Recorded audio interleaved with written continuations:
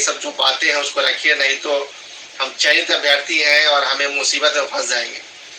कुछ कुछ जो मांगे थी हम आपको समझाना चाहते हैं। मुख्य जो मांग जो हम लोग ले गए थे, जो मुख्य जो प्रश्न था वो यह था कि भाई जो चयनित अभ्यर्थी हैं उनकी जो काउंसलिंग अचानक से नियोजन इकाई द्वारा रद्द कर दिया जाता है या जिला द्वारा रद्द कर दिया जाता है, ये कहीं का उचित नहीं है।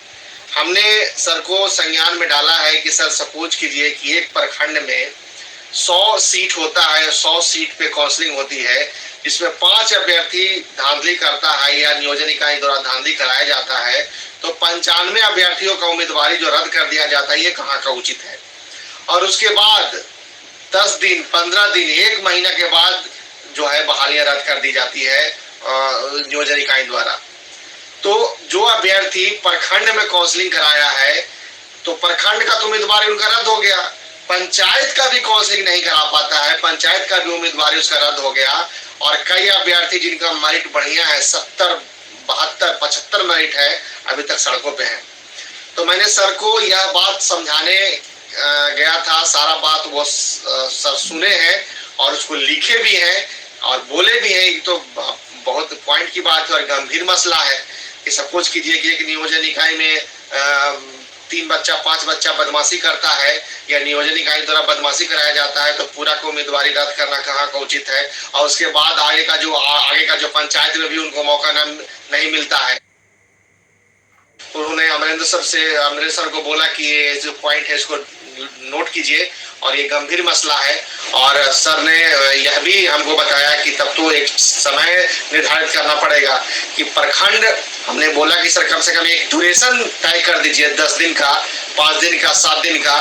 यदि प्रखंड की काउंसलिंग होती है तो 7 दिन या 10 दिन के अंदर जो भी रद्द करना है रद्द कीजिए, जो भी जांच करना है जांच कीजिए।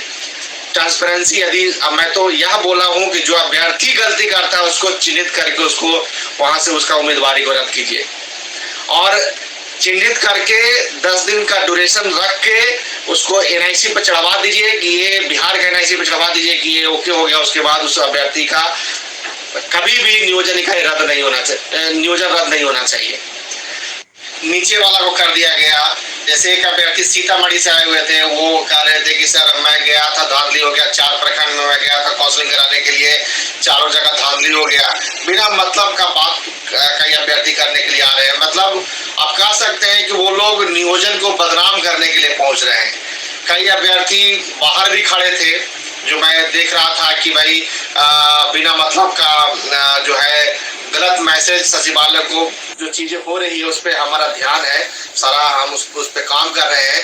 और जो शेड्यूल निकालने की जो बात हुई तो सर ने एक और बात कही कि हो सकता है कि सचिवालय या मतलब सर ने बोला कि हम विचार कर रहे हैं, हमारा जो कमेटी विचार कर रही है कि सारा सीट पे एक ही बार काउंसलिंग करा लिया जाए। पहले सर का जो डिसीजन था कि बचा हुआ जो दूसरे राउंड की जो 1100 नियोजन इकाई जो बची हुई है सीट, उस पर काउंसलिंग कराने की बात चल रही थी। लेकिन ये जो समस्याएं आ रही है तो सर ने कहा कि जो समस्या का निदान करने के लिए सारे सीट को कैलकुलेट करके एक बार ही काउंसलिंग कराने के लिए भी विचार कर रहे हैं। तो हो सकता है कि एक बार ही सारा कुछ जो है काउंसलिंग का डेट निकले और सारा जो बचा हुआ 1100 नियोजन इकाई थर्ड सारा मिला के एक बार ही कर लिया जाए, करके इस मामले को लोग चाह रहे हैं कि जल्द से जल्द भ्रष्टाचार को खत्म किया जाए और जो है इन लोगों को जो चयनित अभ्यर्थी उनको नियुक्ति पद दिया जाए। एक और बात हमने बताया कि सर कई नियोजन इकाई द्वारा बक्सर में कई जगह ऐसा हुआ है कि नियोजन इकाई द्वारा सीटेड बीटेड की जांच ही नहीं की गई है और अभ्यर्थी को चयनित कर दिया गया। और जब जिला में जा रहा है सर्टिफिकेट तो वहां पे जो अभ्यर्थी है वहां पे उनको चिन्हित किया जा रहा, पकड़ा जा रहा है। और जब प्रखंड में जो काउंसलिंग हो रही है वहां पे क्या हुआ है कि कई अभ्यर्थी खड़े रह गए हैं और फर्जी अभ्यर्थी जो चयनित हो गए हैं वहां पे यदि सीटेड बीटेड की जांच की गई होती तो जो फर्जी अभ्यर्थी वहीं को उनको हटाया जाता और जो ओरिजिनल अभ्यर्थी हैं, जो जेन्युइन अभ्यर्थी उनको लिया जाता। तो कई बक्सर जिला ने स्पष्ट रूप से कहा है कि किसी भी व्यक्ति, एक भी व्यक्ति कुछ भी कर ले, फर्जी सर्टिफिकेट वाला व्यक्ति को नियुक्ति पत्र नहीं मिलेगा। एकदम स्पष्ट रूप से सर बोले हैं और बोले हैं कि एक पोर्टल पे सारा कुछ डाला जाएगा, डाल के चेक किया जाएगा। बोले कि जो अभ्यर्थी जो नंबर को एडिट करके काउंसलिंग करा रहा है उसका सारा औपबंधिक मेगा सूची देखा जाएगा, फाइनल मेगा सूची देखा जाएगा, उसका सारा सर्टिफिकेट देखा जाएगा, उसका कितना पे चयन हुआ है मेरिट देखा जाएगा, मैट्रिक इंटर में कोई एडिट तो नहीं किया है, उस सारा बिंदु पे यहाँ पे सचिवालय में जांच होगी। उसके बाद ही नियुक्ति पत्र मिलेगा। उन्होंने स्पष्ट कहा है, तो बोले कि फर्जी अभ्यर्थी आने का तो कोई सवाल ही नहीं होता है। तो और यह भी कह रहे थे कि जो भी फर्जी अभ्यर्थी है वो उसको यदि चिन्हित हो जाएगा तो सचिवालय में उसका एक रिकॉर्ड रहेगा कि भाई ये अभ्यर्थी सर्टिफिकेट को एडिट किया था, तमाम तरह का हरकत किया था, उसको आगे भी जेन्युइन भी होगा तो बहाली में उसको पार्टिसिपेट, शिक्षक नियोजन में तो आपको उसको मौका नहीं मिलेगा, वो एक्सेल सीट पर उसका भी डाटा बनेगा।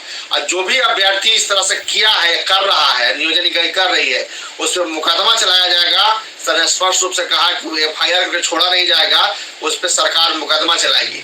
तो यह स्पष्ट है कि एक भी व्यक्ति फर्जी नहीं आएगा। जो काउंसलिंग यदि कोई करा लिया भी होगा 2%, 5%, 7%, तो उसके सर्टिफिकेट की जांच होगी। जांच के उपरांत ही नियुक्ति पत्र मिलेगा। और सर यह भी बोले हैं कि बहुत जल्द ये सारा प्रक्रिया कर रहे हैं, 2 से 3 महीने के अंदर मैं समझता हूँ कि सारा जो प्रोसेस है उसको हम लोग क्लोज करके सभी को नियुक्ति पत्र देंगे।